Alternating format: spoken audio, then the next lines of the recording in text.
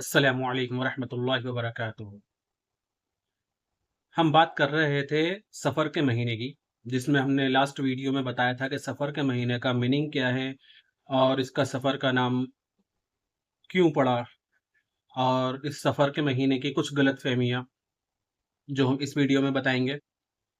और पिछली वीडियो में जो हमने बताया था वो भी हमने कुरान और हदीस की रोशनी में बताया था, तो लिहाज़ा आप उस वीडियो को ज़रूर देखिएगा जिसका लिंक आपको नीचे डिस्क्रिप्शन में मिल जाएगा। ठीक है?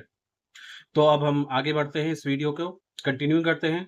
इसमें हम बात करते हैं सफ़र के महीने की कुछ गलतफ़हमियाँ जो कि मुआशरे में काफ़ी लोगों को कन्फ्यूज़ करती हैं, और जो कि मुआशरे में कुछ लोग जिसको मानते हैं, तो उन पे नज़र डालनी ज़रूरी है, जिससे कि पता चल जाए कि ये नहीं करना चाहिए। इन सबको इस्लाम पूरी तरह से रिजेक्ट करता है। वो क्या है? एक तो ये है कि इस महीने में शादी नहीं करनी चाहिए।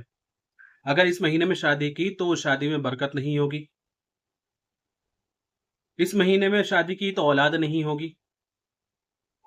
ये बिल्कुल सरासर गलत है। इसकी कोई कुछ हदीस नहीं है। ये इस्लाम से ताल्लुक नहीं रखती है ये बात बिल्कुल भी। ये बिल्कुल पूरी तरह से बेबुनियाद है। इसकी कोई हकीकत नहीं है। कुछ लोग मानते हैं आखिरी बुध, इस महीने का जो आखिरी बुध होता है, लास्ट वेडनेसडे को बहुत बुरा मानते हैं, और उससे बचने के लिए तरह-तरह के टोटके करते हैं। वो कहते हैं कि इस महीने के आखिरी बुध को बलाएँ उतरती हैं, जिससे बचने के लिए वो ताबीज़ गंडे करते हैं। और ताबीज़ गंडों की हकीकत ये है कि जिसे इस्लाम ने पूरी तरह से नकारा है। इसके ऊपर भी हम इंशाअल्लाह एक वीडियो ज़रूर लेकर आएँगे, ताबीज़ गंडों की हकीकत के ऊपर। तो ताबीज़ गंडे करते हैं जो कि बिल्कुल सरासर गलत है। इस्लाम ताबीज़ गंडों की इजाज़त ही नहीं देता। दूसरा, तीरा-ताज़ी, कुछ लोग इसके शुरू के 13 महीनों को भारी मानते हैं, और ये भी एक गलतफ़हमी है। तो ये सब गलतफ़हमियाँ हैं, इसकी कोई बुनियाद नहीं है, और इस्लाम इन सब चीज़ों को बिल्कुल पूरी तरह से नकारता है, पूरी तरह से नकारता है, ये सब गलत है। तो अब हम बात कर ये कुछ गलतफ़हमियाँ थी सफ़र के महीने को लेकर के। अब हम बात करते हैं इस्लामी तारीख़ में जो वाक़यात पेश आए हैं, उनमें से कुछ पर हम नज़र डालते हैं, कौन-कौन से वाक़यात जो इसी महीने पेश आए हैं। शुरुआत करते हैं हज़ूर सल्लल्लाहु अलैहि वसल्लम की हिजरत की। हज़ूर सल्लल्लाहु अलैहि वसल्लम ने जो मक्का से मदीने हिजरत की थी, वो इसी में सफ़र के महीने में 27 तारीख को शुरू की थी।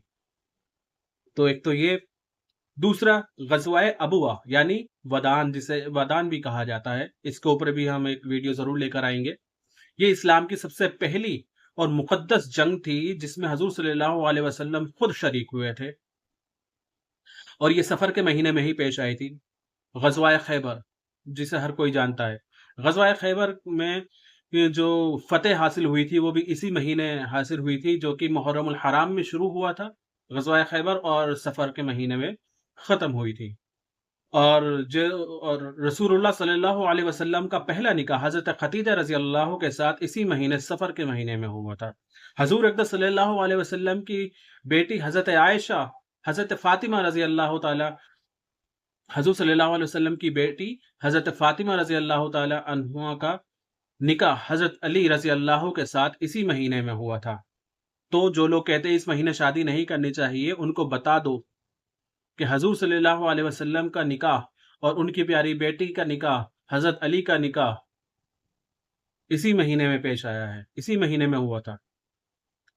और जो लोग कहते हैं इस महीने में निकाह किया तो शादी नहीं होगी, तो उनको कह दो कि जो हज़रत इमाम हुसैन और इमाम हसन हैं, जो जन्नत के नौजवानों के सरदार हैं, वो इसी महीने में जिनकी शादी हुई थी, उन्हीं के औलाद हैं।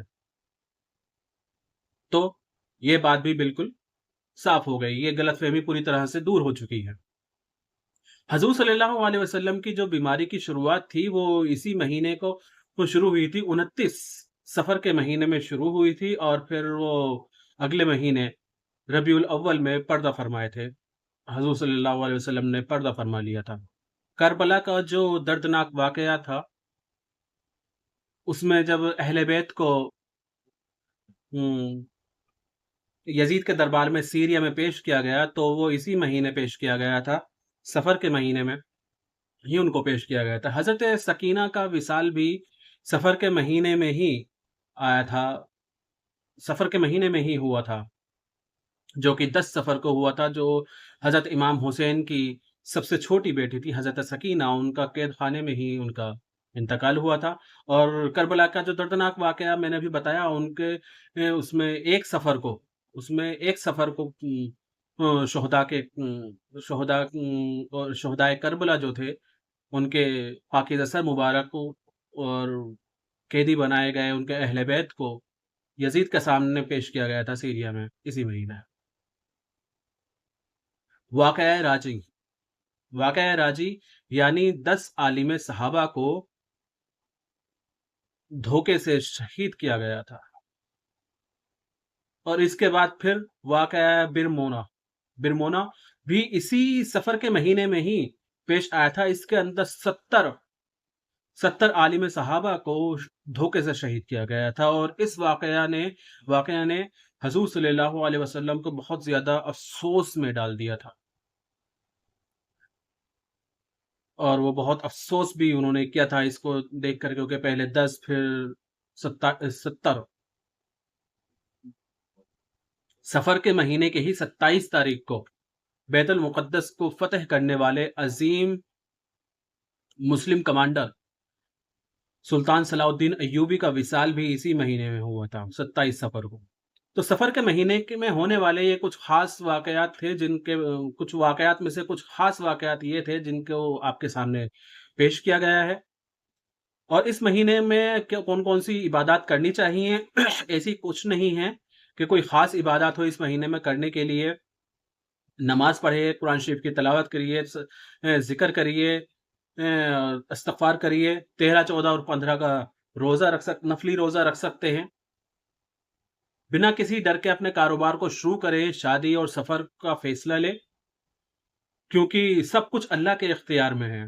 تو کنکلوژن یہ ہوا کہ اسلامی تاریخ کے حساب سے سفر کا مہینہ جو ہے وہ آزمائشوں اور کامیابیوں دونوں کا ہی گواہ رہا ہے، مگر کسی بھی دکھ یا تکلیف کی وجہ سے کسی مہینے کو یا کسی خاص دن کو برا ماننا یا برا کہنا بالکل غلط ہے، کیونکہ وقت اور حالات پر اختیار صرف اور صرف اللہ تعالیٰ کا ہے۔ ہمیں اللہ تعالیٰ سے دعا کرنی چاہیے کہ اللہ تعالیٰ ہم سب کو غرور سے، گھمنڈ سے دور رکھیں اور اپنے نیک بندوں میں شامل فرمائیں۔ وما علینا الا البلاغ المبین۔